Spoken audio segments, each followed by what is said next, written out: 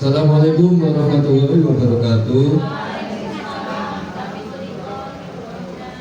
Kepada yang terhormat Bapak Kepala SDM Jogosari 1 Pandaan, yang terhormat Bapak Ibu Dewan Guru serta para peserta diseminasi yang berbahagia. Alhamdulillah pada siang hari ini kita semua dapat berkumpul dalam keadaan sehat walafiat guna mengikuti kegiatan diseminasi berbagi pemahaman praktik baik penerapan konsep budaya positif sebagai implementasi Merdeka Belajar. Sebelumnya, perkenalkan saya Ainul Yakin. Di sini saya sebagai moderator yang akan membantu jalannya kegiatan pada siang hari ini. Baiklah, untuk menyingkat waktu, marilah langsung kita buka kegiatan siang hari ini dengan bacaan basmalah agar dapat berjalan dengan lancar tanpa halangan apapun. Bismillahirrahmanirrahim. Selanjutnya, mari kita dengar bersama sambutan dari Bapak Kepala SDN Jogosari 1 Pandaan, Bapak Agus Subandono, SPD MPD. Kepada beliau dipersilakan. Terima kasih Pak Ibu, masyarakat. Bismillahirrahmanirrahim. Assalamualaikum warahmatullahi wabarakatuh. Bismillah, alhamdulillah, la haula wa la quwwata illa billah. Yang hormati narasumber Bu Sita, Bu Enda, yang hormati masyarakat Pak Yakin serta Bapak Ibu guru SD Jogosari 1 sebagai peserta diseminasi kegiatan berbagi pemahaman dan praktek baik penerapan konsep budaya positif sebagai implementasi Merdeka Belajar. Syukur alhamdulillah hari ini kita semua bisa merasa menjadi dalam keadaan sehat walafiat. Ada jaminannya Bu Sita ya. Tapi semangat nanti Bapak Ibu. Soalnya ibadah dewi kan mandiri ya. Alhamdulillah. Jadi banyak kegiatan mandiri bisa. Mudah-mudahan apa yang diberikan Bu Sita, Bu Enda oleh Allah nanti diganti. Tidak lupa salam dan selamat tetap kita limpahkan ke junjungan Nabi kita Muhammad Sallallahu Alaihi Wasallam. Pertama, saya ucapkan terima kasih kepada Bu Sita, Bu Enda selaku CGT dari SD Jogosari 1 yang hari ini insya Allah akan melaksanakan diseminasi yang judulnya sudah bagus sebutan tadi. Mudah-mudahan kegiatan hari ini pertama bagi Bu Enda dan Bu Sita bisa menjadi syarat ya. Satu syarat Bu Enda ya, ini dalam rangkaian proses menjadi KIP ya. Mudah-mudahan apa yang dilakukan Bu Enda, Bu Sita hari ini mendapatkan nilai yang plus nanti, sehingga nanti di nilai akhir nanti insya Allah nanti lolos menjadi KIP Bu Enda, Bu Sita. Yang kedua, mudah-mudahan apa yang disampaikan nanti Bapak Ibu ada dampaknya ya pada Bapak Ibu semua, ada dampak positifnya kepada Bapak Ibu semua, karena apa ilmunya nantinya yang didapat dari Bu Enda dan Bu Sita dalam rangkaian proses KIP itu nanti pasti baik, pasti bermanfaat. Makanya ada dilakukan diseminasi penularan. Jadi diseminasi itu istilahnya ya ditular disampaikan kepada guru-guru yang lain yang tidak ikut menjadi tim itu. Yang ketiga, nanti Bapak Ibu setelah mendapatkan ilmu itu mohon disampaikan ke anak-anak. Kalau teknik terkait teknik pengajar disampaikan cara mengajar yang baik bagaimana. Kalau terkait ilmu maka disampaikan ilmu itu pada anak-anak. Dengan harapan kami dengan adanya TPP nanti terawat menjadi TP ya paling tidak saya harapkan ada dampak positif. Karena dampaknya ya begini Pak Mungkin pasti ada dampak. Kita lihat nanti paling tidak di rapat pendidikan Pak Pandi ya nanti pasti ada KIP-nya di hal KIP-nya nanti tidak merah. Kebetulan apalagi sekarang sudah ada pendataan NB Pak Pandi ya sudah mulai pendataan nanti ya. Dengan adanya KIP nanti kompetensinya meningkat, kompetensinya Bapak Ibu guru meningkat, otomatis kompetensi anak-anak meningkat. Nanti rapor pendidikan kita ya trennya naik lah, positif lah, sehingga kita mendapatkan bos nanti, bos kinerja atau bos yang prestasi. Saya kira itu Bapak Ibu, saya ulang kembali terima kasih Bu Sika, Bu Endah, dan terima kasih juga kepada Bapak Ibu Guru semua yang sudah rela meluangkan waktu untuk tugas kami. Mudah-mudahan waktu, tempat, dan pikiran Bapak Ibu semua nanti oleh Allah dicatat sebagai amal yang soleh. Akhiran, wassalamualaikum warahmatullahi wabarakatuh. Terima kasih kami sampaikan kepada Bapak Kepala Sekolah atas sambutannya. Selanjutnya, kegiatan ini akan kita bagi menjadi 3 sesi.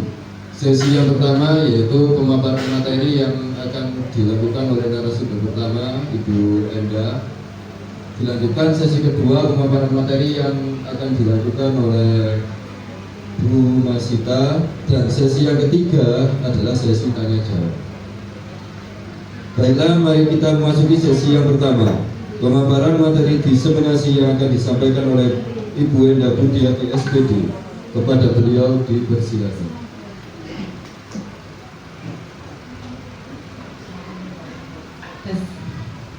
Assalamualaikum warahmatullahi wabarakatuh. Salam dan bahagia Bapak dan Ibu semuanya. Alhamdulillahirabbil alamin, wassalatu wassalamu ala asyrafil anbiya'i wal mursalin wa ala alihi wa sahbihi ajma'in. Kepada yang terhormat Bapak Kepala Sekolah SDN Jogosari 1 Pandaan, Bapak Agus Bandono SPD MPD, dan yang saya hormati Bapak dan Ibu Guru serta staf SDN Jogosari 1 yang berbahagia.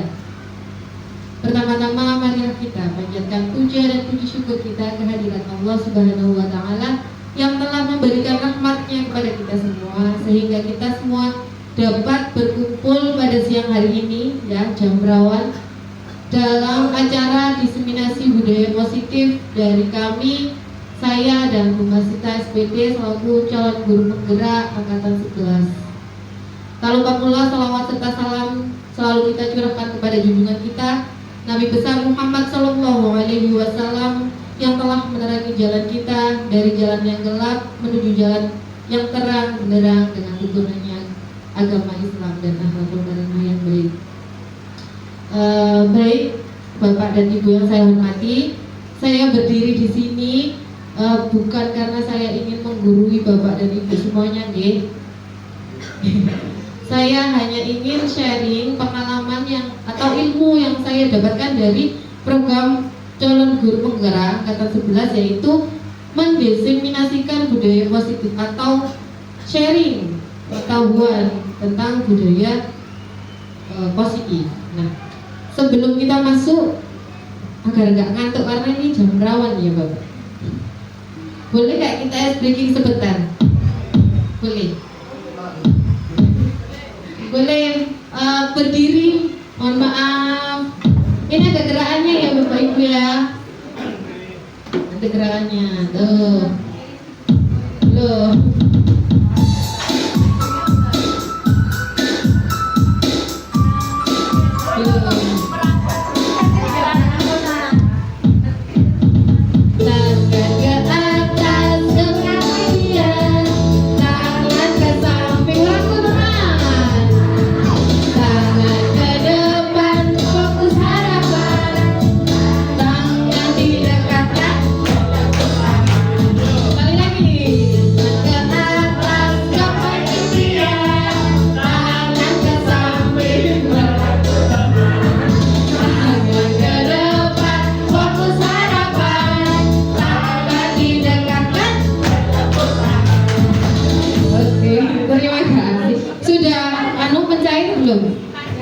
Lagi, kata Bu Ica lagi, ya udah lagi, lagi. Bu Ica minta lagi.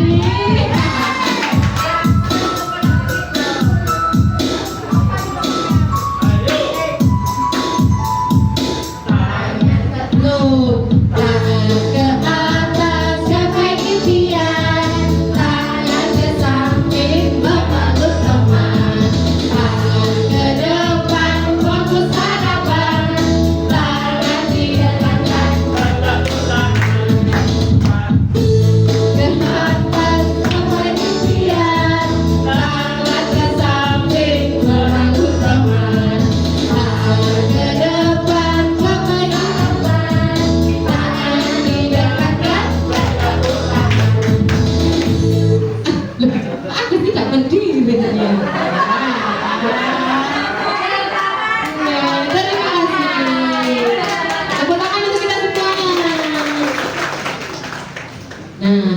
kita masuk ke intinya, saya punya beberapa pertanyaan. Apakah Bapak dan Ibu setuju apabila yang pertama, pemberian hukuman itu dapat mendisiplinkan siswa? Setuju Pak Tadi? Setuju? Yang setuju angkat tangan. Yang tidak angkat tangan. Yang baik ya. Setuju? Setuju. Oke. Nomor 2, pemberian hadiah meningkatkan prestasi siswa. Setuju? Setuju. Yang tidak setuju? Setuju. Oke, nanti kita akan temukan jawaban. Yang ketiga, guru harus mampu memberikan solusi untuk setiap siswa yang bersalah. Setuju? Bermasalah, iya bersalah, bermasalah. Setuju? Oke, setuju. Guru berperan sebagai teman di sekolah. Setuju apa betul?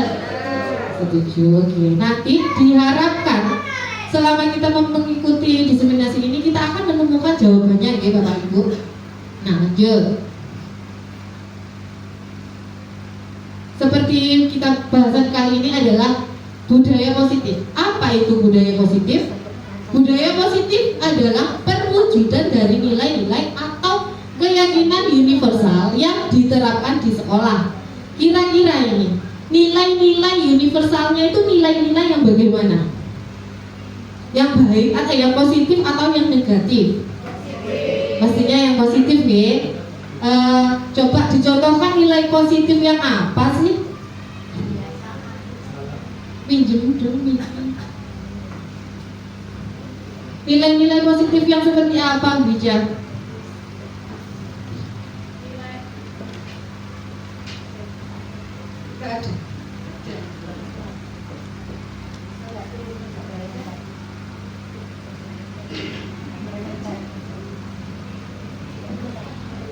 Nilai-nilai positif. Nilai Satu kan? membuang sampah pada tempatnya. Berarti itu nilai apa?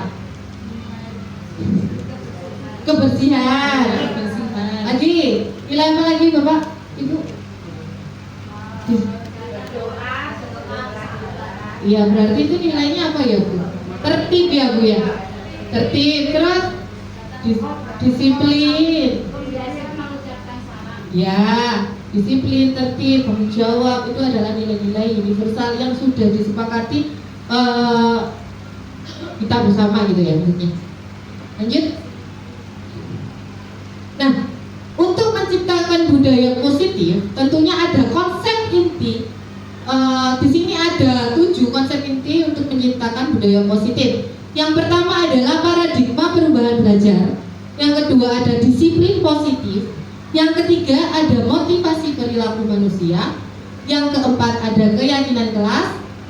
Kelima ada kebutuhan dasar manusia. Dan yang keenam ada posisi kontrol seorang guru. Jadi seorang guru ini pasti ada memiliki posisi kontrol. Dan yang terakhir adalah segitiga restitusi. Menurut panjenengan semuanya dari ketujuh ini yang menurut panjenengan Bapak Ibu yang asing yang mana ya? Oh iya, segitiga restitusi. Nah, apa itu segitiga restitusi? Segitiga restitusi itu adalah cara kita menangani anak dengan kita itu mencarikan solusi, tidak menyalahkan dia, tidak langsung memberikan hukuman, tapi kita memberikan solusi pada dia biar dia itu mencari apa ya, merasa bersalah sendiri, tapi dengan itu dia menemukan pemecahan masalahnya. Nanti ini insya Allah akan dijelaskan oleh rekan saya Bu Masita. Lanjut ya, lanjut. Nah, yang pertama konsep intinya adalah paradigma perubahan belajar. Paradigma perubahan belajar ini adalah pembelajaran dengan paradigma baru dirancang berdasarkan prinsip pembelajaran yang berdiferensial sehingga setiap siswa belajar sesuai dengan kebutuhan dari tahap perkembangan untuk mewujudkan profil pelajar Pancasila. Ngapunten, profil pelajar Pancasila ada berapa nggih? 7 atau 6? Nah, ini biasanya guru kelas 1 sama kelas 2 ini seringnya dinyanyikan Bapak Ibu. Kalau kelas tinggi bagaimana? Tidak pernah. Oke, kita nyanyikan bareng-bareng ya. Ada gerakannya ini. Ada yang mimpin, mau ke Bu Masita di BP dipimpin Bu Masita. 3, 2, 1. Belajar Pancasila, beriman dan bertakwa pada Tuhan Yang Esa dan berakhlak mulia, berkebinekaan global, gotong royong mandiri, kreatif dan bernalar. Sekali lagi yang kompak ya, yang keras ya Bapak Ibu ya. 3, 2, 1. Belajar Pancasila, beriman dan bertakwa pada Tuhan Yang Esa dan berakhlak mulia, berkebinekaan global, gotong royong mandiri, kreatif dan bernalar kritis. Tepuk tangan untuk Bapak Ibu semuanya. Terima kasih. Jadi paradigma perubahan belajar ini yaitu dari yang kita waktu itu KTSP tematik menjadi apa? Kurikulum merdeka. Alhamdulillah sekolah kita sudah 100% menggunakan kurikulum merdeka. Diharapkan pembelajaran kurikulum merdeka ini memberikan pembelajaran yang sesuai dengan minat dan bakat siswa. Sebenarnya kita harus bisa menuntun anak, menuntun mereka sesuai dengan kodratnya. Ada kodrat alam dan kodrat zaman. Jadi kalau kodrat zaman berarti kita harus memberikan pembelajaran yang sesuai dengan zaman yang sekarang. Masa kita ketinggalan dengan murid kita, kan ya nggak mau ya. Tapi kita juga belajar. Kita belajar nanti Bu Mistin ya. Enggak, boten. Lanjut. Sekarang kembali ke disiplin positif. Konsep ini yang kedua, disiplin positif. Nah, sekarang ada permainan lagi. Coba buka. Ini berpasangan Bapak Ibu.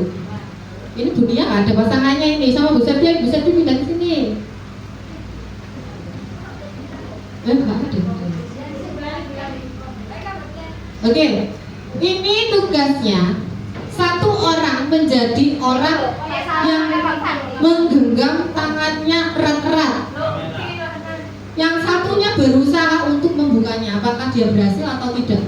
Jadi bayangkan genggaman tangan ini itu adalah hal yang berharga bagi Bapak dan Ibu semuanya. Dan yang satunya mencoba dengan berbagai usaha, dengan apa itu, hukuman atau cacian atau kritikan atau apa itu, bisa mengintimidasi, menghardik, menggoda, menggelitik sampai terbuka atau jangan-jangan tidak terbuka. Oke, coba kita lihat. 3, yang jadi siapa? 3, 2, 1. Satunya berpasangan. Yang satu mencoba membuka, yang satu berusaha mengepal gitu. Satu mengepal, satu mengepal, dan satu mencoba untuk membuka temannya. Coba. Sudah terbuka, ada yang belum terbuka. Dengan cacian, dengan imbalan, ayo.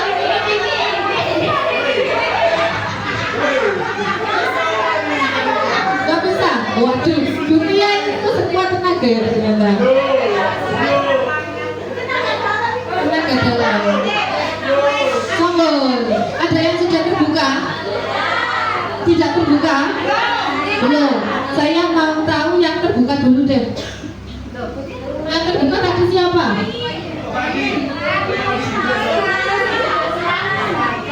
Bu Koyim kenapa kok bisa terbuka Bu Koyim?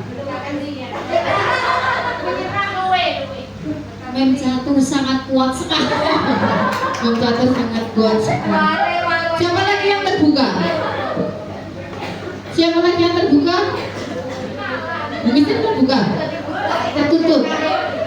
Yang tertutup sekarang. Coba Bu Mistin. Kenapa kok masih tertutup? Sulit banget ya. Tangannya Bu Betty sangat kuat. Mau saya mati. Saya kan orangnya kurus. Kayaknya itu tadi efek makan mie pangsit ya. Coba Bu Septi, terbuka atau tertutup tadi?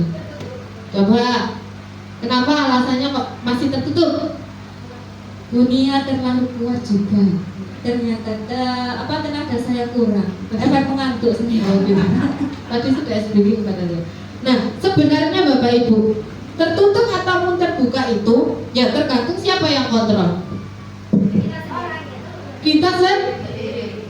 Meskipun dengan paksaan atau dengan gunaan hukuman, kritikan, imbalan ternyata masih tertutup. Itu berarti kita yang mampu mengontrol diri kita, sama halnya dengan anak-anak. Nah, apa hubungannya dengan pergeseran paradigma atau teori kontrol dari Dr. William Blazer? Yang pertama, ilusi guru mengontrol murid. Apakah guru itu bisa mengontrol murid sepenuhnya? Tidak. Tidak, benar sekali jawabannya. Tidak, karena ternyata seperti yang kita lakukan tadi, ternyata kontrol diri itu ada di dalam dirinya kita sendiri. Nah, sama halnya seperti anak, ketika kita memberikan PR kepada dia, ternyata ada yang mengerjakan, ada yang tidak mengerjakan. Mereka tidak mengerjakan ya karena mereka memang tidak ingin mengerjakan, berarti kontrolnya masih. Ya, betul. Yang kedua, ilusi bahwa semua penguatan positif atau pemberian hadiah, reward, itu efektif dan bermanfaat. Benar apa tidak? Benar, tapi dalam jangka waktu yang pendek, tidak selamanya benar. Maybe, bisa jadi. Terus yang ketiga, ilusi bahwa kritik dan membuat orang merasa bersalah itu dapat menguatkan karakter. Benar atau tidak? Salah, Mem Catur. Salah. Ya, kenapa Mem?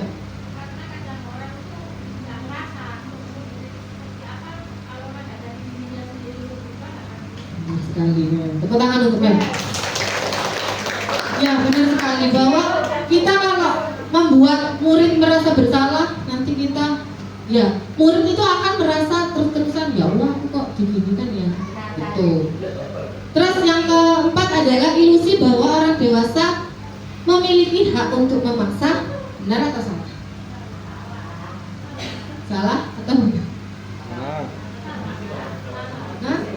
Ya, mungkin iya, tapi ya tadi sama dengan yang pemberian reward itu tidak seterusnya atau tidak selamanya gitu. Lanjut, Bu. Nah, dari situ ketika ini stimulus, respon dan teori kontrol, bagaimana seorang guru bisa berubah dari paradigma stimulus respon kepada pendekatan teori kontrol? Bagaimana kita mengubah stimulus itu apa sih?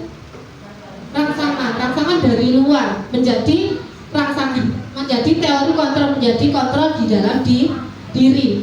Contohnya, realitas atau kebutuhan kita itu sama, ternyata realitas kebutuhan kita berbeda. Semua orang melihat hal yang sama, dan nyatanya setiap orang memiliki gambaran yang berbeda. Kita mencoba mengubah orang agar berpandangan sama dengan kita, dan ternyata kita berusaha memahami pandangan orang lain tentang kita, dan seterusnya. Itu perilaku buruk dilihat dari sebagai suatu kesalahan. Sebaliknya semua perilaku itu memiliki tujuan. Next. Dari tadi penjelasannya tadi disimpulkan bahwa disiplin positif itu merupakan salah satu cara penerapan disiplin yang bertujuan menumbuhkan kesadaran serta memberdayakan anak untuk melakukan sesuatu tanpa sokokan, tanpa ancaman maupun tanpa hukuman, alias muncul dari kesadaran dirinya sendiri.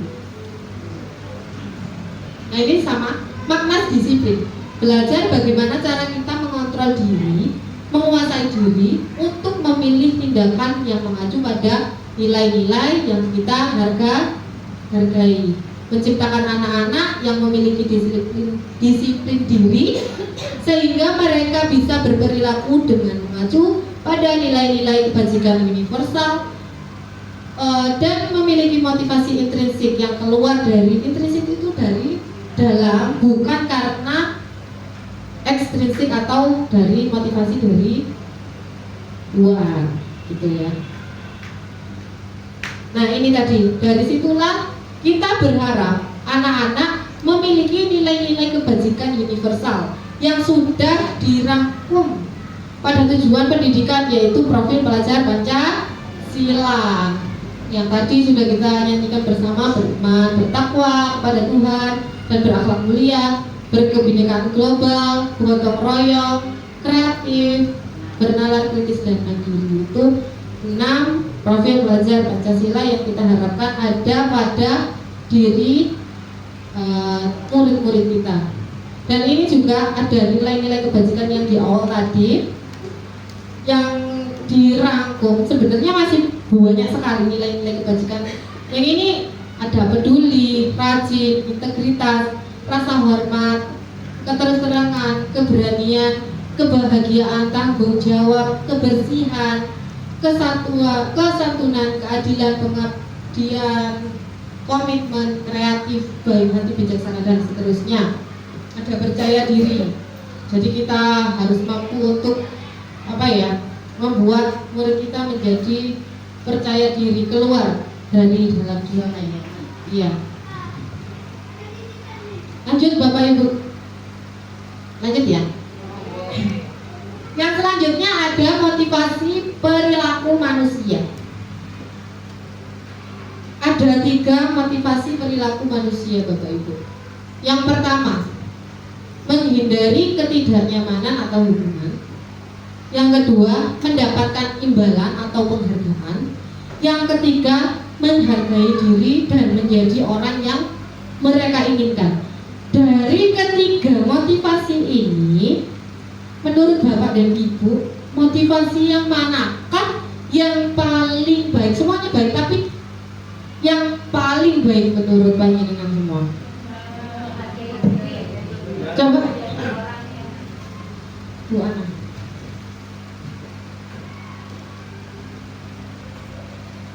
Menghargai diri dan menjadi orang yang mereka inginkan. Betul. Betul sekali. Tapi orang kan Tuhan.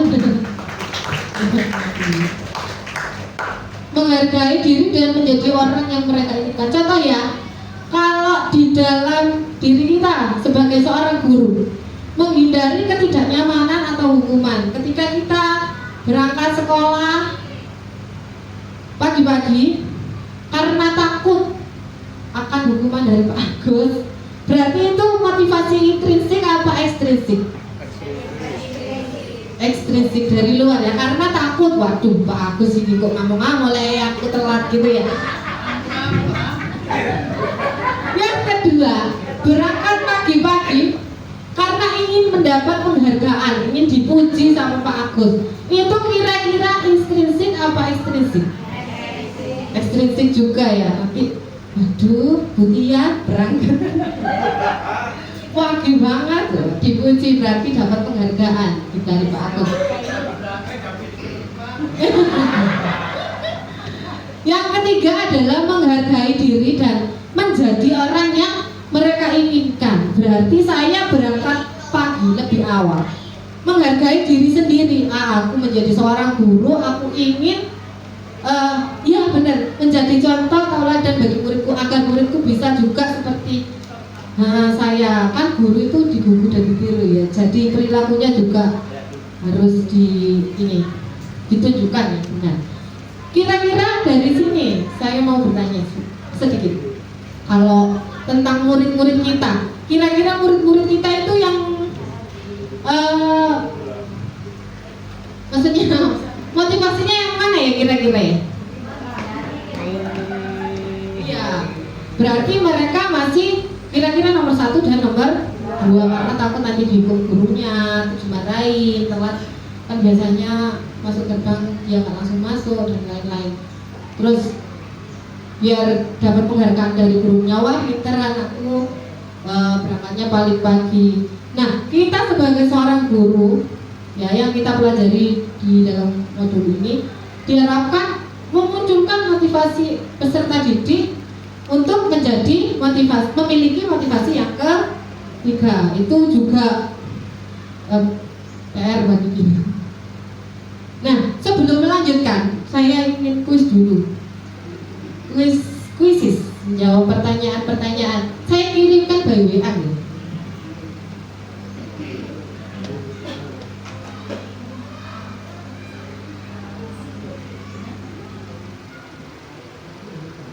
Pak Agus bisa ikut.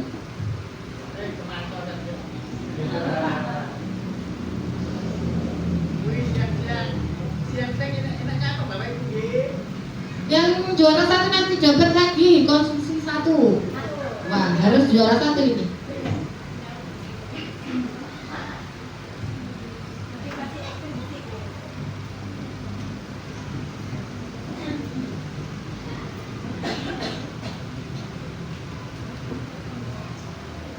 Ampun, ampun masuk.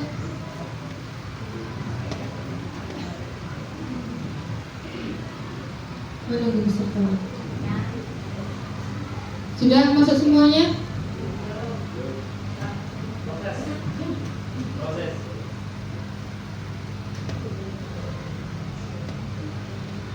Kodenya 179537.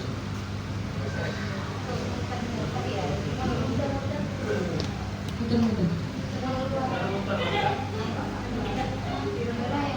Karena belum saya mulai. Duh, ini tapi belum ada yang masuk.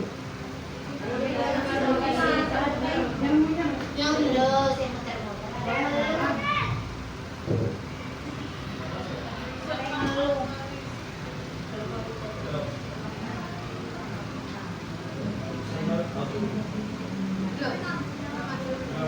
kodenya sudah di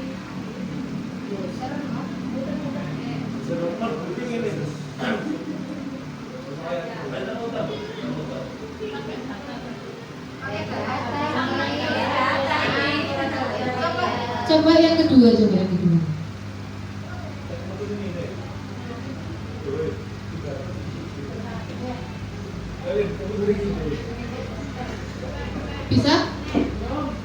Bisa, gitu ya. Yang kedua, pakai yang kedua ya. Bisa? Siap? Satu peserta.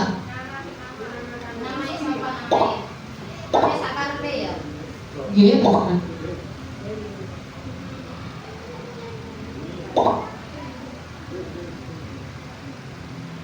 Lima, silakan.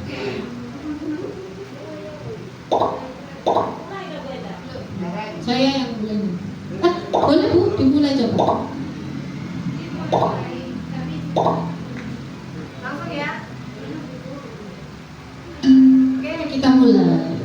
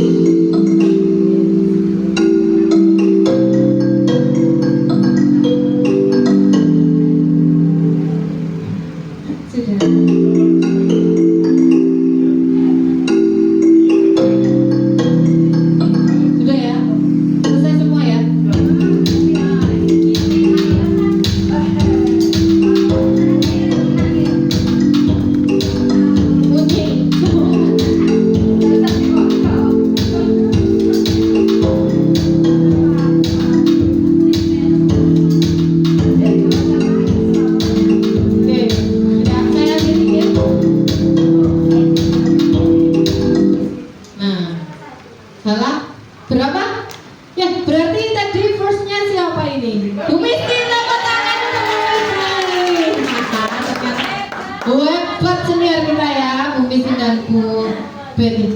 Nah, tadi ya siap. Ya. Tadi pertanyaannya, jawabannya tadi tentang hukuman, konsekuensi dan restitusi. Ternyata jawabannya benar antara dua, hukuman dan konsekuensi. Apa perbedaannya hukuman dan konsekuensi?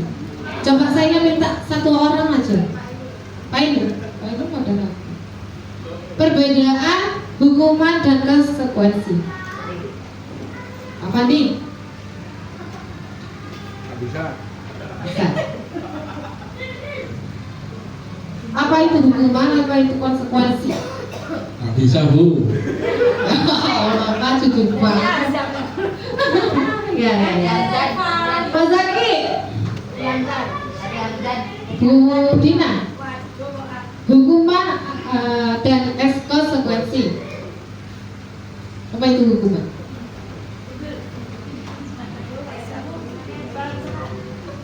Kan ada nih. Kalau konsekuensi itu Menurut jenengan. dia melakukan kesalahan dan mendapatkan tujuan untuk dari kesalahan itu tadi. Kalau hukuman dari siapa kalau hukuman? Dari guru. Berarti kalau ya benar. Hukuman itu dari kita, salah satu pihak kepada anak didik kita. Kalau konsekuensi dari kesepakatan. Jadi kalau kamu nggak mengerjakan PR, nulis gini itu termasuk konsekuensi. Next ya. Nah, ini ada 3 perbedaan: hukuman, konsekuensi, dan restitusi. Kalau hukuman itu sesuatu yang menyakitkan yang harus terjadi. Konsekuensi adalah sesuatu yang harus terjadi. Kalau restitusi adalah pilihan. Nanti kita memberikan pilihan kepada anak didik kita, mau yang mana, yang terbaik.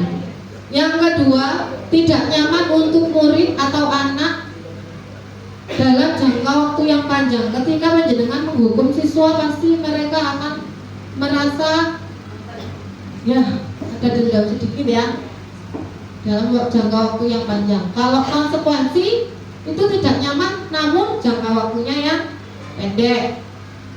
Restitusi yaitu menguatkan untuk murid agar dalam jangka waktu yang panjang. Jadi dikuatkan dia melakukan kesalahan, terus habis itu dicari kesalahannya, tapi mereka sendiri yang mencari ini. Nah, berdasarkan bagian tersebut, ini ada perbedaan tentang hukuman, konsekuensi, dan restitusi. Hukuman itu tidak terencana, bersifat satu arah, bisa berupa hukuman fisik, psikis, atau kata-kata. Jadi tidak hanya hukuman dalam bentuk fisik aja, kata-kata verbal pun dengan marah-marah itu termasuk hukuman. Kalau konsekuensi itu bersifat terencana atau sudah disepakati. Bentuk-bentuk konsekuensi dibuat oleh pihak guru, namun dengan kesepakatan siswa. Restitusi adalah proses menciptakan kondisi murid untuk memperbaiki kesalahan mereka, sehingga mereka bisa kembali pada kelompok mereka dengan karakter yang lebih kuat menurut Gosen 2024. Konsekuensi atau hukuman yaitu yang tadi ya, kita bahas sedikit saja sih. Mencatat 100 kali di dalam buku kalimat "saya tidak akan terlambat lagi" itu apa? Hukuman? Konsekuensi. Lari mengelilingi lapangan basket 2 kali. Hukuman. Membersihkan coretan yang dibuatnya. Murid diminta untuk push up 15 kali. Menggantikan kertas tugas teman yang dicoret-coret. Berjemur di lapangan basket. Lari mengelilingi lapangan basket 2 kali karena terlambat. Konsekuensi. Mungkin ada. Nah, ini tindakan-tindakan pemberian penghargaan yang nilainya sama dengan menghukum. Jadi penghargaan itu ternyata juga dapat menghukum siswa seseorang. Yang pertama pengaruh jangka pendek dan jangka panjang. Mungkin kalau kita terus-terusan memberikan hadiah, terus penghargaannya bangkrut, ya benar. Penghargaan tidak efektif. Ya itu tadi, terus-terusan dikasih ternyata tidak efektif. Bisa saja dia malas-malasan. Terus penghargaan merusak hubungan. Jika kita memberikan penghargaan pada anak itu aja, yang tidak dapat penghargaan akan merasa terkucilkan, tersisihkan. Penghargaan mengurangi ketepatan. Tadi sama. Penghargaan menurunkan kualitas. Jadi kalau dia tidak dapat penghargaan, bisa jadi tidak semangat atau malas. Penghargaan mematikan kreativitas. Penghargaan dapat menghukum, dan yang terakhir adalah motivasi dari dalam diri atau intrinsik. Ini motivasi yang paling bagus yang dapat diterapkan anak-anak. Nah, ada pertanyaannya tadi? Tidak. Yang selanjutnya adalah keyakinan kelas. Apakah Bapak dan Ibu sudah membuat keyakinan kelas? Ada yang sudah, ada yang belum ya. Sedikit kita ulas. Mengapa keyakinan kelas bukan peraturan kelas? Ada yang bisa menjelaskan tidak? Iya, kesepakatan dalam kelas. Berarti dibuat bersama-sama dengan anak-anak. Dua arah, ya benar sekali. Kaitannya itu dengan keyakinan. Contohnya adalah mengapa kita memiliki peraturan tentang menggunakan helm pada saat mengendarai kendaraan roda 2 atau motor. Ini awalnya dari peraturan atau dari apa? Kita menggunakan helm ini awalnya karena apa? Karena ada peraturan ya. Dan hari lambat laun ternyata kita memerlukan helm untuk melindungi diri. Nilainya adalah nilai keselamatan. Berarti kita menggunakan helm untuk, saya yakin saya kalau kita menggunakan helm ini untuk keselamatan diri kita, dan itu menjadi keyakinan dan disepakati. Jenengan sepakat kan saya tadi bilang itu? Nah itu juga termasuk kesepakatan kelas. Nah, keyakinan kelas ini adalah keyakinan kelas dibuat berdasarkan kesepakatan antara guru dan siswa, bersifat universal. Peraturan biasanya dibuat oleh guru dan biasanya bersifat satu arah. Nah, ini perbedaannya ya. Kalau peraturan kayak tidak boleh membuang sampah sembarangan, nah itu peraturan. Yang ketiga adalah pernyataan keyakinan kelas senantiasa dibuat dalam bentuk positif. Jadi kalau keyakinan kelasnya di kelas panjenengan ada yang berbunyi tidak boleh berisik atau tidak boleh membuang sampah, itu berarti bukan keyakinan melainkan peraturan. Keyakinan kelas hendaknya tidak terlalu banyak sehingga mudah diterima dan dipahami oleh semua warga kelas. Yang kelima, semua warga kelas hendaknya ikut berkontribusi dalam pembuatan keyakinan kelas lewat kegiatan curah pendapat. Jadi bukan hanya kita yang menyampaikan. Kalau dari Bapak dan Ibu masih yang nulis jenengan sendiri, itu berarti bukan keyakinan ke kelas, karena jenengan sendiri yang bikin. Nah, lanjut kita sedikit. Prosedur pembuatan keyakinan kelas. Yang pertama, mempersilakan warga sekolah atau warga kelas untuk mencurahkan ide tentang peraturan yang akan disepakati. Yang kedua, mencatat kalimat negatif menjadi kalimat positif. Tinjau kembali curahan pendapat yang terkumpul dan menjadikan satu, yaitu menjadi keyakinan kelas. Tinjau ulang keyakinan kelas yang sudah tersusun. Yang kelima, meninjau dan menyetujui dengan menandatanganinya. Jadi anak-anak nanti disuruh menandatanganinya, bukti bahwa dia sepakat, gitu ya. Yang keenam adalah keyakinan kelas ditempel di dinding kelas. Nah, ini sudah saya buat di belakang itu ada. Ini adalah video pembuatan keyakinan kelas yang sudah saya buat.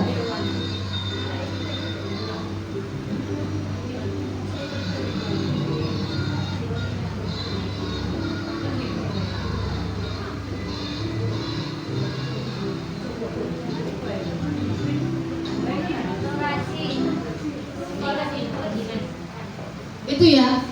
Jadi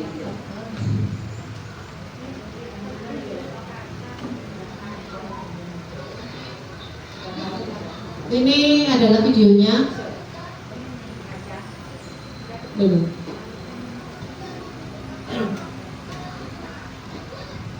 Ya, sudahlah. Itu tadi pembuatan keyakinan kelas yang saya terapkan di kelas saya. Dan selanjutnya akan dijelaskan oleh Bu Masita. Saya kembalikan kepada moderator. Terima kasih. Mohon maaf apabila ada kesalahan dari saya selaku narasumber pertama. Assalamualaikum warahmatullahi wabarakatuh.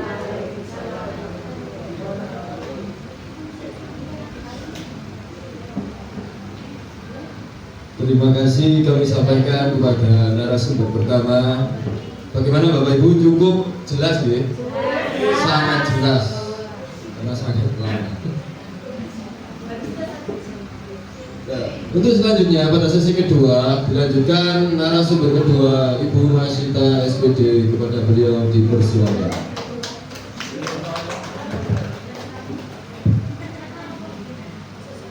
Terima kasih atas waktu yang telah diberikan kepada saya. Mau dicakepin Bapak Ibu ya. Air beriak tanda tak dalam, air jernih bagaikan berlian. Izinkan saya mengucapkan salam kepada para hadirin sekalian. Assalamualaikum warahmatullahi wabarakatuh.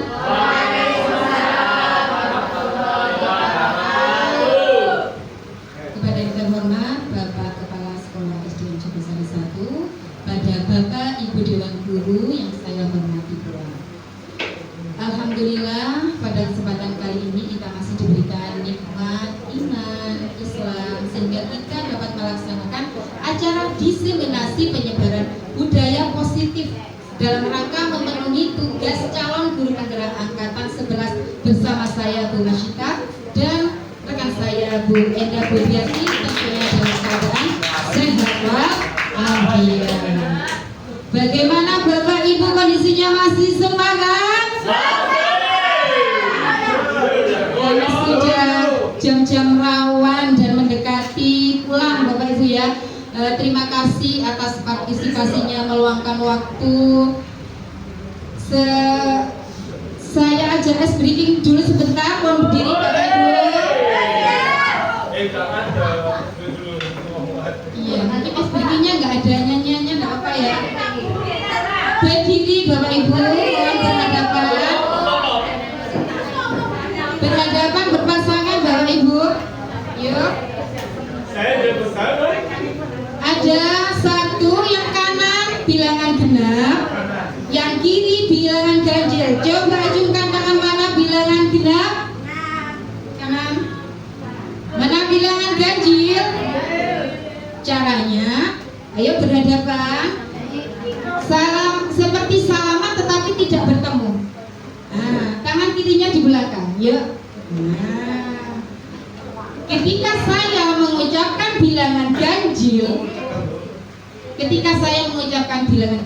berarti yang menangkap adalah bilangan genap. Bilangan genap berusaha meraih bilangan ganjil, dan bilangan ganjil harus berusaha menghindar. Sudah bisa dipahami? Kalau saya sebutkan bilangan genap, berarti bilangan ganjil berusaha untuk menangkapnya. Jadi ulang. Are you ready? Are you ready?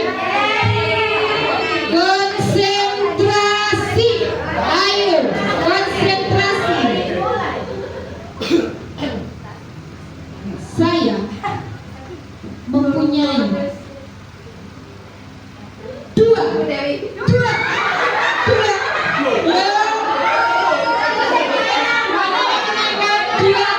berarti bilangan apa Bapak Ibu?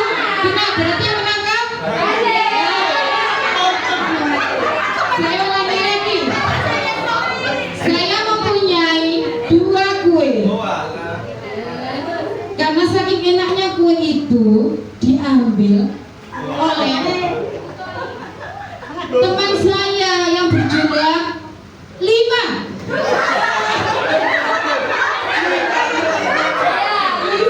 Siapa? Ayo masih konsentrasi.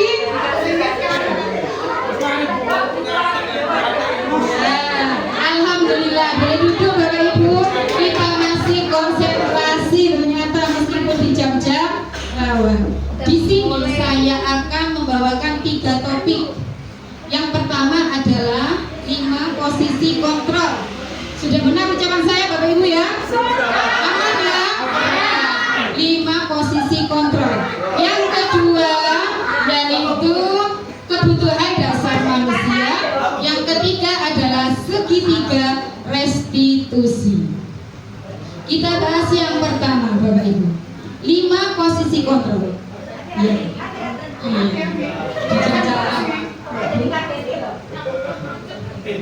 Dari ketiga kata tersebut, manakah yang asing menurut panjenengan?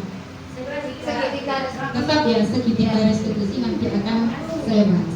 Yang pertama 5 posisi kontrol, di mana kita sebagai guru ketika terpapar ada masalah, di mana kita menempatkan diri kita.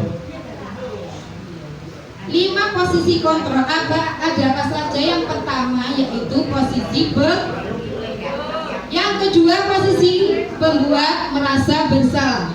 Yang ketiga adalah posisi kontrol sebagai teman. Yang keempat adalah posisi sebagai pemantau. Dan yang kelima adalah posisi sebagai manajer. Kira-kira Bapak Ibu pilih atau menurut Bapak Ibu tepat itu adalah posisi yang mana? Nggak usah coba dituliskan di sticky note yang imut ini ya.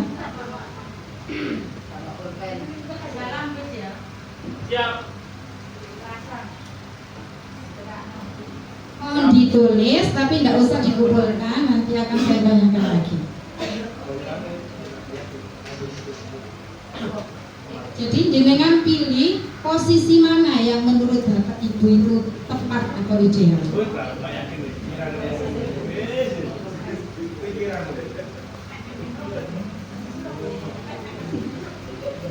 Sudah Bapak Ibu, sudah ditulis?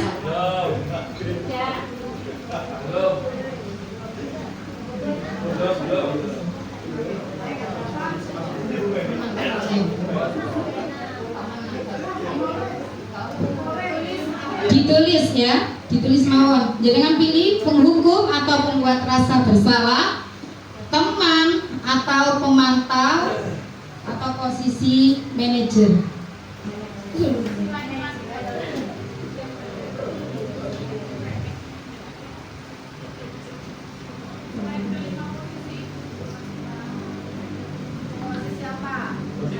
Sabar. Sudah ditulis? Nah, kalau sudah ditulis, mari kita lihat video berikut ini. Coba diamati Bapak Ibu.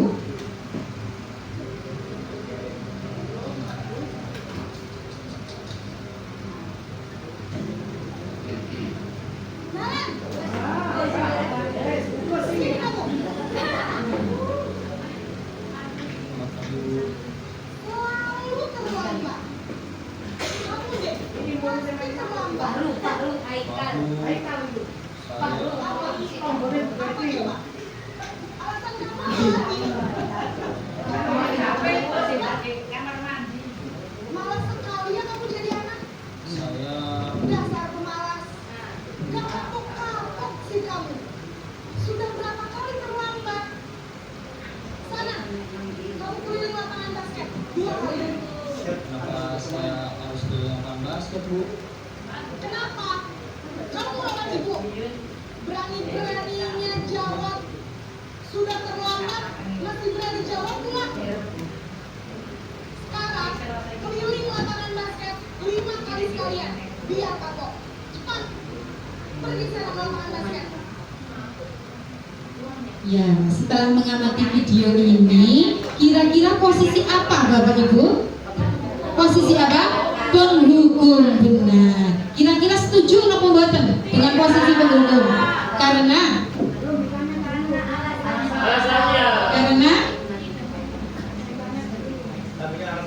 Karena belum mengetahui alasan kenapa Naren itu datang terlambat ke sekolah. betul. Jadi di situ ada kata-kata yang membentak ya Bapak Ibu ya. Naren, ya kan? Ada membentak. Kira-kira kalau jadi Naren, Bapak Ibu terluka nggak hatinya? Marah apa enggak? Bisa-bisa dia jadi anak yang pendendam. Dampaknya ini akan dibawa sampai dia dewasa. Lanjut, video kedua. Mau dia mati?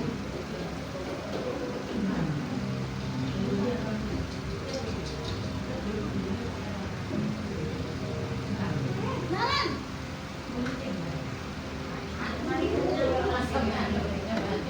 Tadi Bu, Naren, kamu kenapa terlambat lagi, Naren? Ya Tuhan, Naren. Itu susah ya. Naren lagi. Nanti ibu yang ditegur bapak kepala sekolah, nak. Disangka ibu tidak bisa membina kamu. Aduh, gimana ini? maaf Bu. Lu Gusti Naren.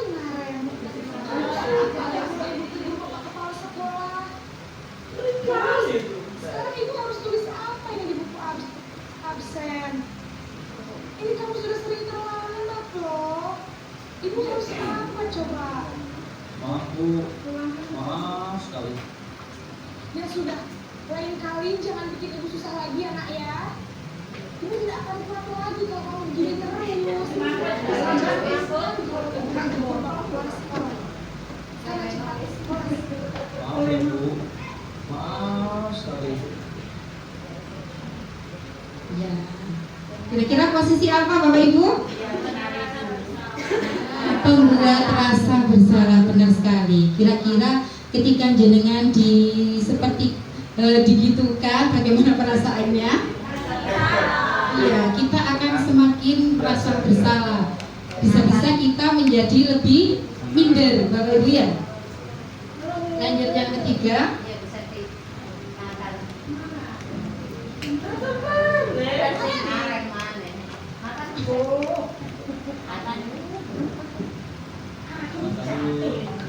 Wah, sudah jam berapa ini nak? Terlambat lagi ya saya. Iya Bu, habis ibu saya lupa bangunkan saya Bu. Kamu malah menyalahkan ibu kamu. Kamu ini ternyata yang paling kencang. Kok terlambat sih? Iya Bu, saya memang terlambat bangun tadi. Jadi biarpun saya lari kencang, tetap bangun senja Bu. Ya sudah sekarang nanti lain kali larinya lebih kencang lagi ya. Biar gak terlambat lagi. Bikin senang ibu. Demi ibu. Bisa kan?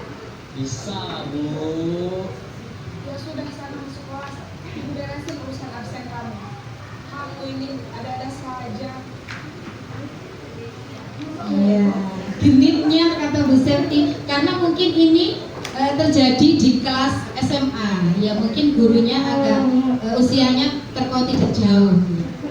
Jadi seolah-olah cie. Nah, ini posisi apa Bapak Ibu? Nah, dia lebih akrab ya. Jadi lebih lembut. Ini adalah posisi teman. Apakah baik Bapak Ibu? Menjadi posisi kontrol teman?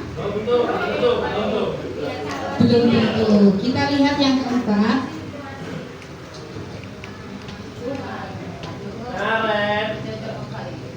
Lagi.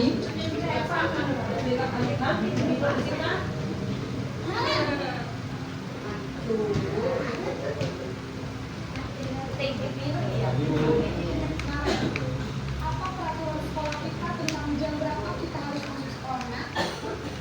Kita harus di sekolah jam 7 Bu. Iya betul. Sekarang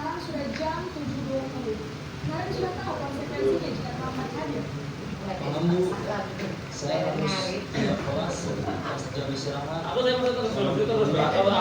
Iya benar. Jadi nanti jam 9.30 pas istirahat, kamu harus segera di kelas. Kerjakan tugas tambahan untuk ketinggalan kamu, ya. Baik Bu.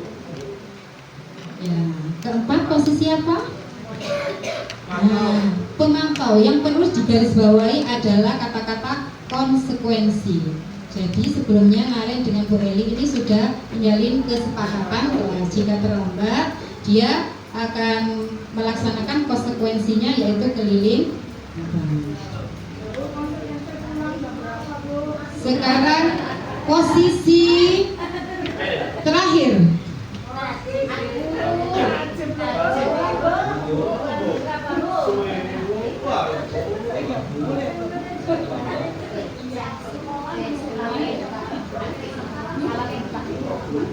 Jadi sekarang bagaimana ini? Saya lupa sekarang. Saya semalam. Baiklah, menurut kamu, keyakinan sekolah yang mana yang perlu kamu tingkatkan? Ada ibu sendiri dan orang lain mungkin ya Bu. Setuju. Jadi, apakah kalian meyakini prinsip saling menghormati tersebut? Iya Bu, saya meyakininya. Apakah kalian setuju memperbaiki masalah keterlambatan?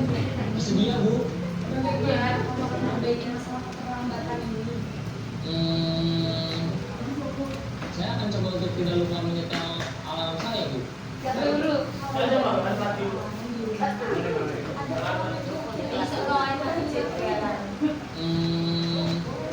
Bu, kata saya, Kak Emma. Ada lagi selain Selain Kak Emma, ada ibu saya.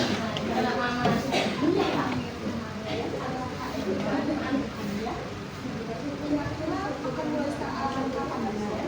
Setelah pulang sekolah, akan segera saya lakukan.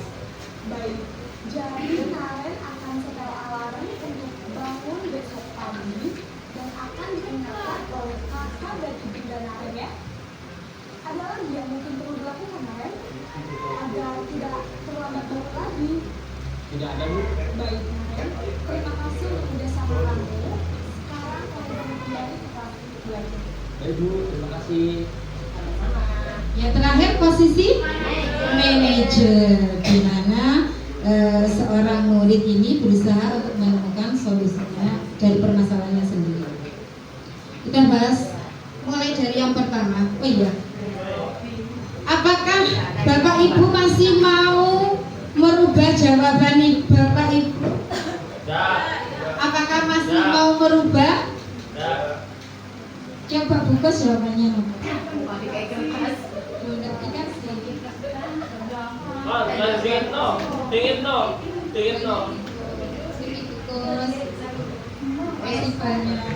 Coba Bu, Sonia, pilih posisi. Biasa.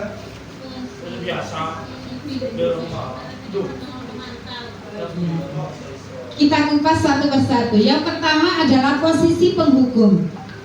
Tadi Naren dihardik ya. Menghardik itu apa sih bawahnya? Iya, mencaci maki, menunjuk-nunjuk. Bu Eli tadi kan menunjuk-nunjuk dan berkaca pinggang. Jadi tindakan yang dilakukan oleh guru yang dengan posisi penghukum, yaitu dengan cara menghardik, menunjuk-nunjuk, berkaca pinggang, membentak. Naren, kamu selalu saja terlambat. Nah, dengan kata membentak itu, seorang penghukum bisa menggunakan hukuman fisik atau verbal. Tadi Naren disuruh apa Bapak Ibu? Lari? Iya. Kira-kira apa dampaknya? Selain capek, jika Naren dihukum, ya dampaknya jadi anak yang pendendam. Bisa-bisa ya dia melakukan hal-hal yang melanggar dari nilai kebajikan. Dia punya inisiatif. Saya tadi dimarahi sama Bu Eli.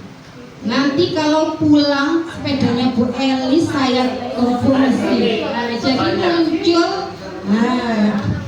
muncul nih anak-anak yang melanggar nilai-nilai dari kebajikan. Yang kedua yaitu menjadikan anak tidak menyukai guru tertentu karena dia merasa dendam, jadi dia tidak menyukai guru tertentu. Yang kedua, posisi kontrol pembuat merasa bersalah. Pada posisi ini biasanya guru akan bersuara lebih lembut. Pembuat rasa bersalah akan menggunakan keheningan yang membuat orang lain merasa tidak nyaman atau merasa bersalah, bahkan rendah diri. Berapa kali sih Bapak harus memberitahu kamu, Naren, kamu tidak kasihan ya sama ibu, nanti ibu dimarahi Bapak kepala sekolah. Jadi nadanya lembut yang menjadikan anak ini semakin bersalah. Apa dampaknya Bapak Ibu? Nah, membuat siswa ini merasa bersalah. Kalau sudah begitu, anak akan merasa takut dan merasa tidak percaya diri. Ketika dia melakukan suatu tindakan, dia merasa tidak percaya diri, bahkan rendah diri dan menarik diri dari teman-temannya. Posisi yang ketiga yaitu teman. Ini posisi yang sering mungkin ya kita lakukan sebagai guru. Posisi ini tidak menyakiti murid, namun akan tetap berupaya mengontrol murid melalui persuasi. Posisi di sini berupa hukuman baik yang terjalin antara guru dan murid. Di sini biasanya guru menggunakan guyonan dalam ketika mengatasi permasalahan. Ayo bantulah Ibu Naren, demi ibu ya. Biasanya kan gitu. Guru bersikap akan lebih ramah, cenderung bersendau-gurau untuk menghangatkan suasana supaya muridnya tidak terlalu takut. Tetapi ada dampaknya enggak? Ada ternyata Bapak Ibu. Ini dampaknya murid bisa bergantung hanya pada satu orang guru saja. Ketika siswa dekat dengan salah satu guru dan ketika dia melakukan kesalahan ditegur oleh guru yang lain, kira-kira mau menerima apa tidak? Nah, biasanya dia hanya ingin mendengar dari orang yang dia suka. Yang kedua, membuat siswa ini tidak mandiri. Ya sudah, lain kali tidak apa-apa, nanti ibu bantu bereskan. Posisi yang keempat, pemantau atau memonitor. Memantau berarti mengawasi. Nah, berarti nada bicara dan ekspresinya datar. Yang perlu digarisbawahi di sini adalah kata-kata konsekuensi. Naren, kamu tahu kan konsekuensinya kalau kamu terlambat? Dampaknya Bapak Ibu, dia akan menghitung hadiah atau hukuman yang diberi tanpa melihat nilai kebajikan. Biasanya pemantau ini sebelumnya sudah melakukan kesepakatan kelas, kalau memberikan reward ataupun sanksi kepada siswa yang melakukan kebaikan atau tidak melanggar peraturan. Jadi anak yang pita dikasih reward stiker misalkan. Jadi anak yang melanggar diberikan sanksi. Jadi yang membuat anak tidak sepenuhnya mandiri. Dan posisi kontrol yang kelima terakhir adalah manajer. Manajer ini adalah posisi di mana guru berbuat sesuatu bersama dengan murid, mempersilahkan murid untuk mempertanggungjawabkan perilakunya, mendukung murid agar menemukan sendiri solusi atas permasalahannya. Jadi ditanyai dulu, Naren, keyakinan sekolah mana yang perlu kamu tingkatkan? Jadi siswa ini bersifat netral. Jadi tercipta identitas positif yang berhasil dari anak yang melakukan kesalahan menjadi anak yang sudah menemukan solusi. Yang ketiga adalah mengajukan pertanyaan bermakna seperti tadi. Apa rencana kamu untuk memperbaikinya, Naren? Jadi seorang posisi control manager, dia itu membantu siswa dalam memecahkan masalah, sehingga dampaknya murid ini lebih mandiri karena dia menemukan solusi untuk permasalahannya sendiri, sehingga muncul motivasi intrinsik bukan ekstrinsik. Jadi muncul motivasi dari dirinya sendiri, sehingga dia dapat percaya diri dalam memecahkan masalahnya. Ya, yuk kita bermain. Oh iya, lupa lagi. Saya tanya, apakah mau merubah jawabannya Bapak Ibu setelah mendengarkan penjelasan tadi? Posisi apa yang menurut Bapak Ibu ideal? Apa? Siapa yang jawabannya manajer? Coba saya lihat. Hebat sekali, tepuk tangan buat Pak Salam. Sebelum kita menjelaskan, ternyata Pak Salam sudah memilih manajer. Iya, setelah terbiasa menjadi manajer. Setelah melihat video tadi, kelima posisi kontrol, ternyata yang paling ideal adalah posisi manajer, karena di situ seorang guru dia tidak memberikan solusi tetapi hanya membantu siswa menemukan solusi, sehingga siswa ini muncul motivasi intrinsik. Setuju Bapak Ibu? Sekarang coba kita jawab kuis ini bersama-sama.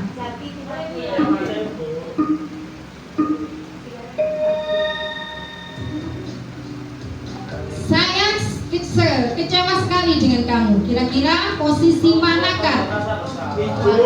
Saya kecewa sekali dengan kamu. Ayo. Coba pembuat rasa bersalah. Iya. Ayolah, lakukan demi saya ya.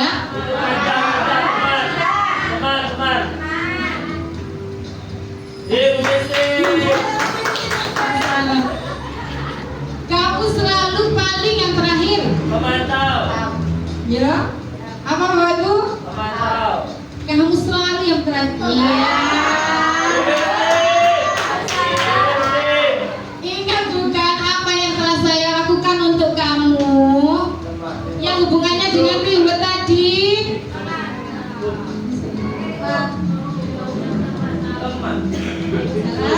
Ya.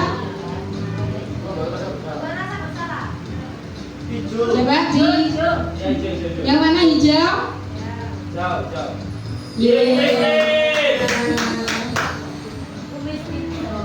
Kamu tidak akan mendapatkan bintang bila tidak menyelesaikan tugas ini. Bintang, katakanlah bintang yang harus digarisbawahi.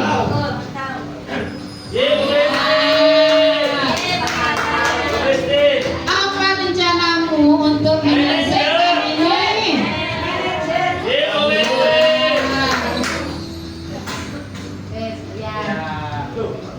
Ya coba, tadi kan salah. Kamu selalu yang kamu selalu yang paling terakhir. Penghukum. Iya.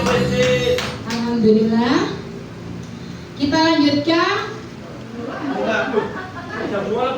topik yang kedua. Sebentar lagi Bapak Ibu ya, saya singkat. Kebutuhan dasar manusia. Selamat datang kepada Bapak Haji Samit. Kebutuhan dasar manusia. Jadi yang dibutuhkan manusia itu ada berapa? Coba dibaca Bapak Ibu, ada berapa? 5. Yang pertama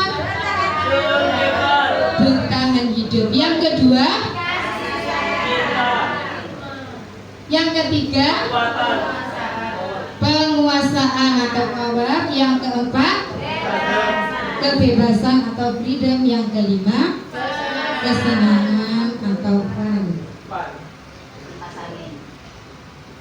Apakah kebutuhan ini hanya diperlukan pada orang dewasa, Bapak Ibu?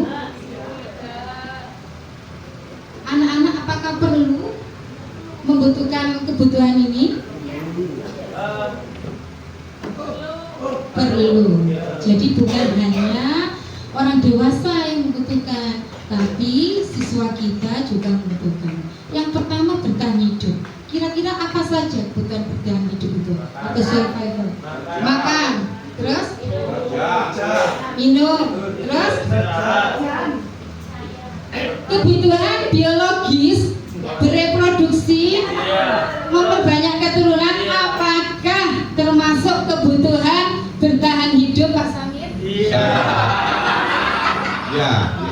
Iya, benar sekali. Jadi kebutuhan bertahan hidup ini bisa makan, minum, sandang pangan, ya, dan kebutuhan biologis.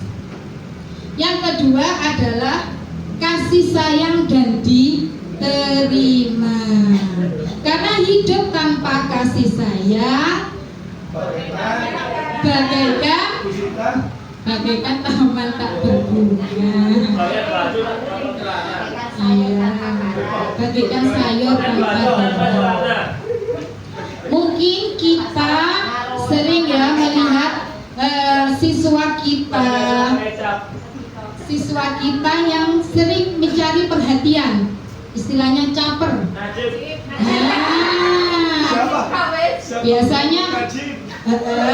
Biasanya mencari kesalahan atau lari-lari membuat gurunya emosi, ya.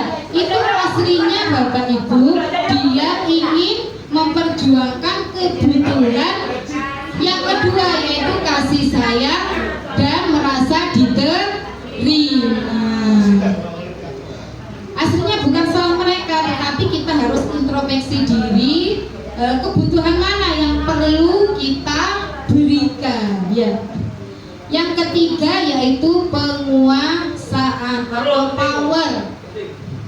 Power itu penting karena di situ menunjukkan kekuasaan kita. Terkadang ada anak yang selalu merasa paling kuat.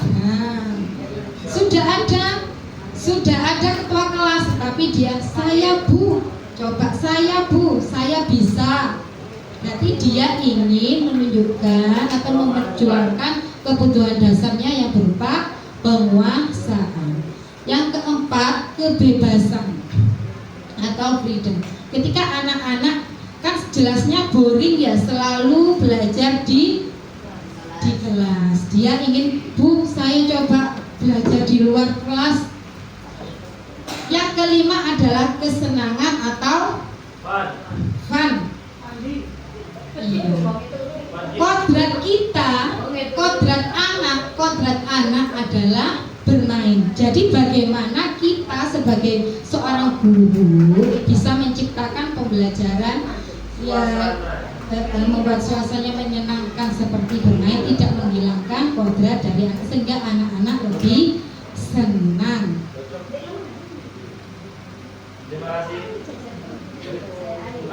Kuisis lagi yuk.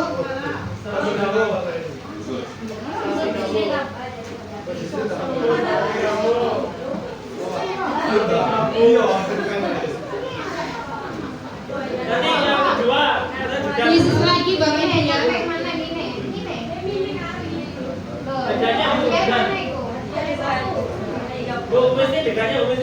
Karena waktunya yang sudah semakin siang Bapak Ibu ya, kita jawab bersama-sama aja ya.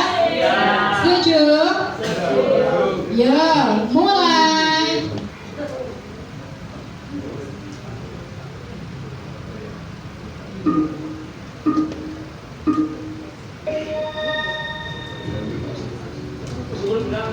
Ibu guru bilang, aku tidak boleh bersenandung sewaktu mengerjakan tugas. Katanya kelas harus tenang, tidak ada suara, kan nggak seru jadinya. Berarti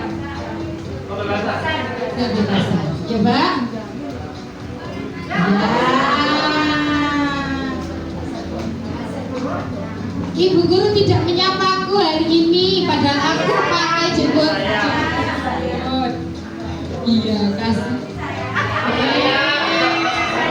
Sayang. Aku bosan masa belajarnya cuma gitu-gitu aja, dengerin ibu guru aja. Coba kesenangan? Coba kesenangan. Masih banyak salah.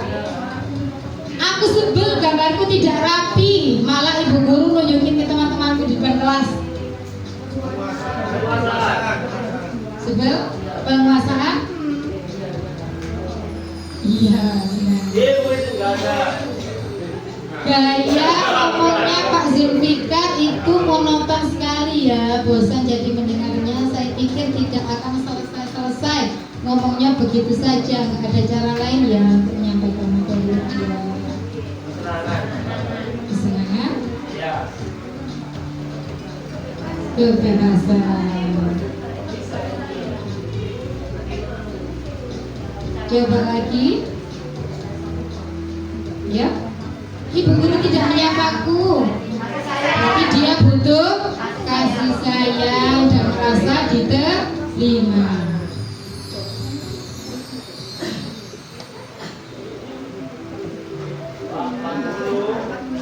Betul.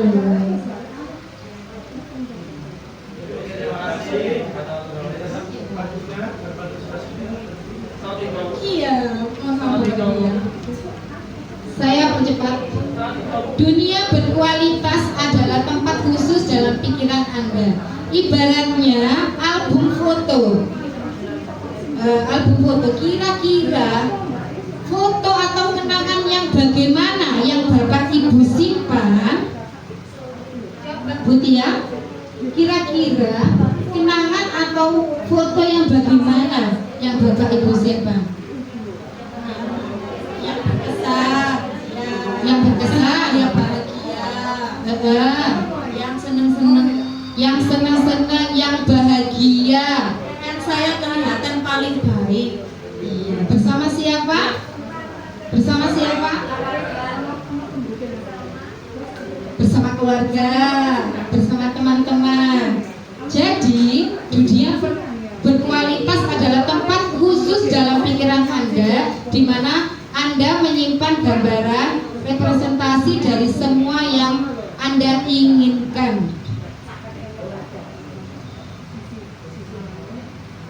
Dari situ ada pertanyaan, siapakah orang-orang yang paling penting dalam hidup Anda? Di sini saya coba mau tanya kepada teman-teman, siapakah orang-orang yang penting dalam hidup Anda? Coba Bu Dina.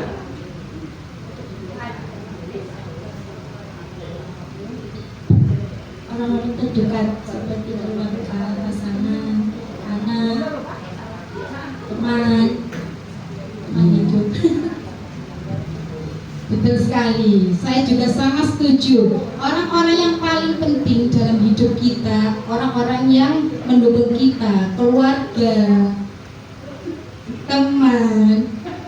Terus yang kedua, nilai-nilai kebajikan apa yang terpenting dalam hidup Anda? Coba Bu Leli, nilai-nilai kebajikan apa yang menurut Bu Leli penting dalam hidup ini?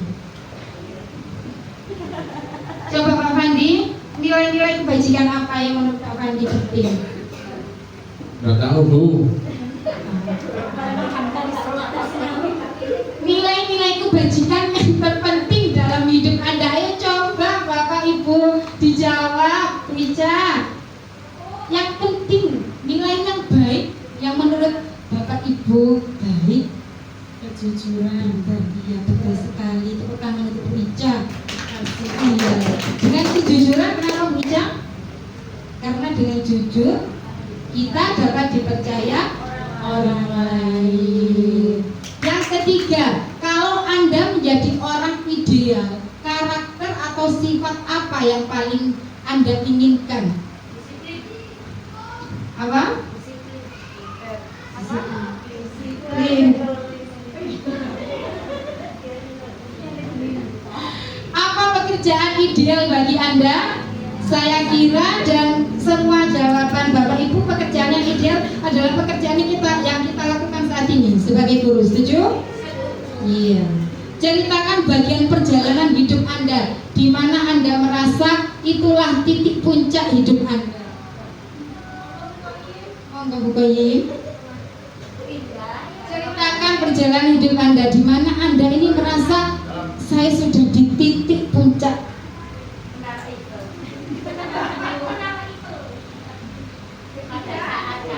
Pada saat apa?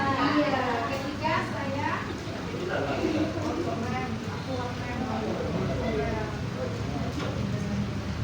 Ketika kita bisa dipercaya orang lain. Kemudian ya jawaban yang sangat luar biasa. Ketika kita dipercaya orang lain. Yang kedua, coba Bu Indah ceritakan bagian perjalanan hidup Bu Indah, di mana Bu Indah ini merasa sudah ada di titik puncak. Ketika mendapat paling sulit ya. Ketika saya diterima P3K. karena ini adalah dambaan kita semua ya, apalagi yang sudah mengabdi berpuluh-puluh tahun. Diangkat menjadi seorang ASN adalah impian kita. Yang terakhir, ini bab yang terakhir, yang tadi Bapak Ibu asing, yaitu segitiga restitusi. Segitiga itu ada berapa sisinya Bapak Ibu? Ada 3. Pinter.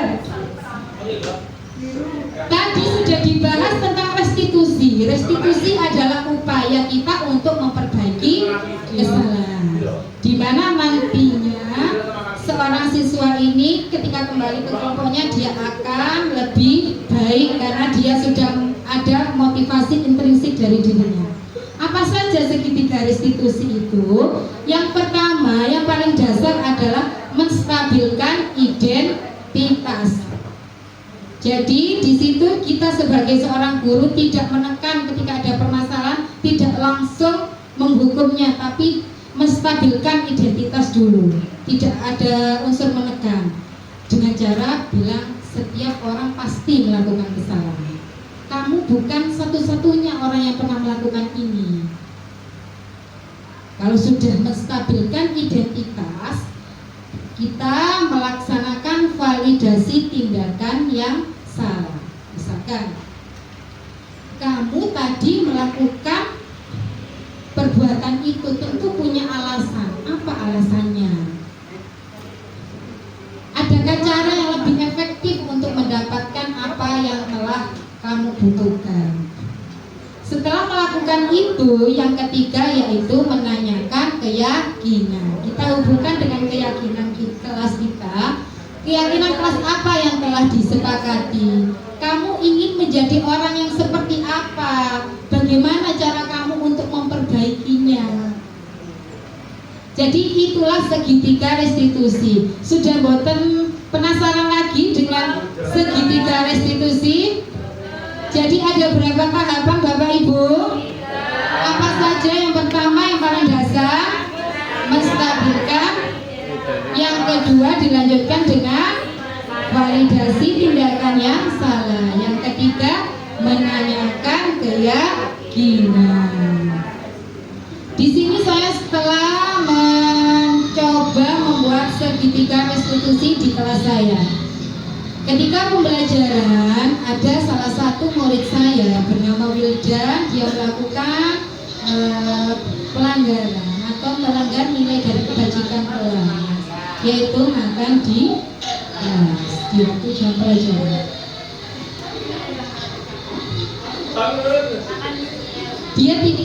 Dia tidak memperdulikan temannya, gurunya. Dia asik makan sendiri ketika jam pelajaran. Saking enaknya. Iya. Jangan ditanya kali itu ya.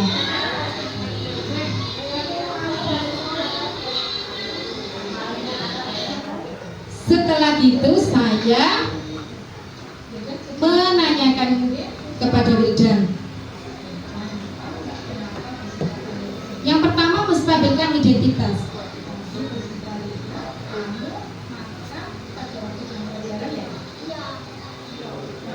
Yang pertama menstabilkan identitas, menanyakan apa benar dia tadi makan di kelas.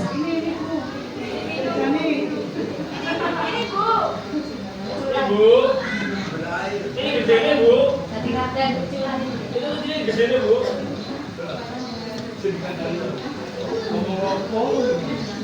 Gak kedengaran ya? Dia menanyakan kenapa dia kok makan di kelas, yaitu dengan cara memvalidasi tindakan yang salah. Kenapa Wildan kamu kok makan tadi di kelas? Ternyata Wildan menjawab, saya karena tadi tidak sarapan. Ternyata dia memperjuangkan kebutuhan dasarnya, yaitu apa tadi? Kebutuhan dasar bertahan hidup, yaitu makan.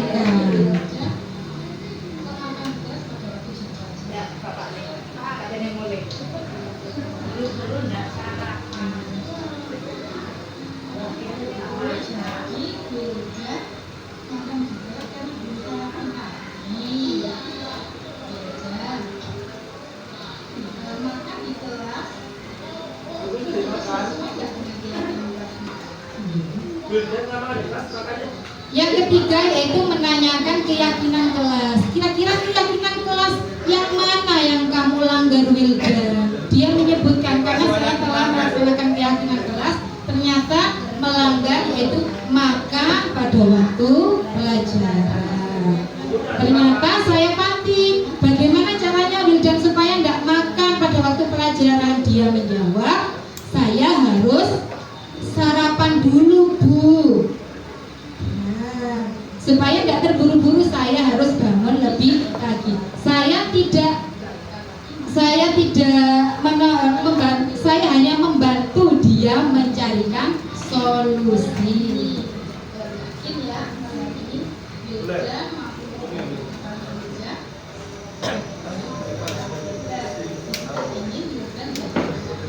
Dan yang terakhir dia itu kita sisihkan nilai-nilai kebajikannya supaya dia akan menjadi anak yang lebih baik dan taat pada peraturan. Demikian yang dapat saya sampaikan. Ketiga topik tersebut sudah saya paparkan, mulai dari 5 posisi kontrol, kebutuhan dasar manusia. Yang ketiga adalah segitiga restitusi. Bu Eli pergi mengaji. Bisa. Demikian dari saya. Assalamualaikum warahmatullahi wabarakatuh.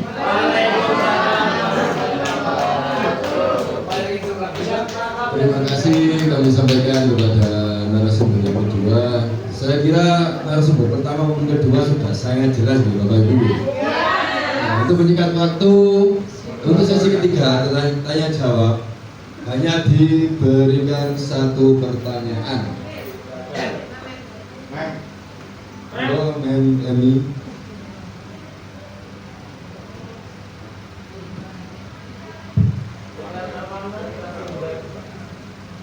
Terima kasih atas waktunya. Saya akan bertanya tidak banyak. Proses pembuatan keyakinan kelas itu diakhiri dengan tanda tangan siswanya. Bagaimana solusinya untuk kelas rendah yang tidak bisa tanda tangan? Baik, terima kasih atas pertanyaannya. Bisa langsung dijawab kepada narasumber. Oke, baik, terima kasih waktunya yang diberikan. Saya akan menjawab pertanyaan dari Mem Emi. Apa solusinya jika anak kelas rendah atau kelas 1 tidak bisa tanda tangan ya? Kalau TK biasanya itu cap 5 jari. Mungkin kalau kelas 1 atau 2 itu bisa pakai cap jari seperti itu untuk mengatasi cap jempol, maksudnya cap jempol. Itu menandakan mereka setuju dengan kesepakatan yang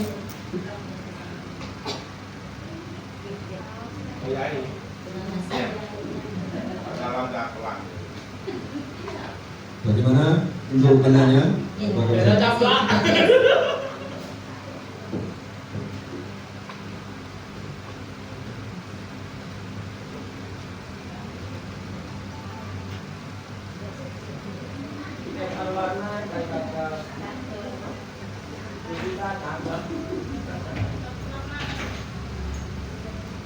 Kayaknya masih ada yang kurang. Minta nambah pertanyaan. Siapa yang Bapak Ibu yang mau bertanya dipersilakan. Bu Indah.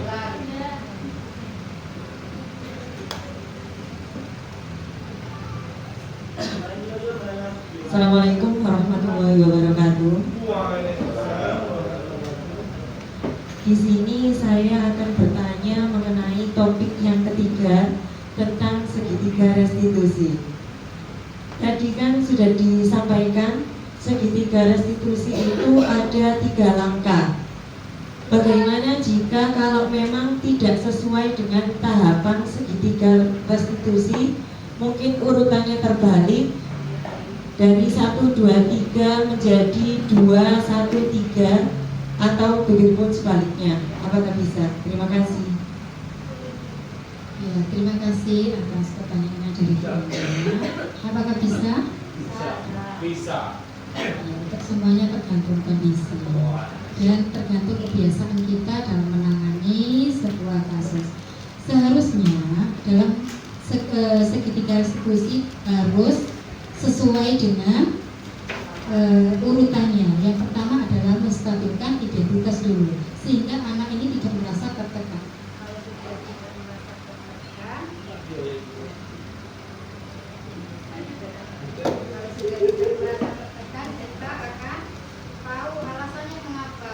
Tidak kok melanggar.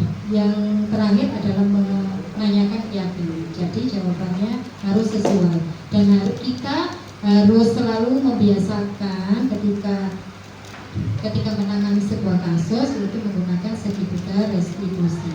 Mungkin ini berat karena kita belum terbiasa.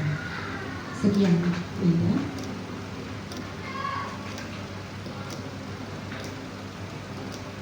Itu tadi jawaban atas pertanyaan dari Ibu Indah. Bagaimana? Bisa diterima? Atau masih mau menyanggah dan lebih lama?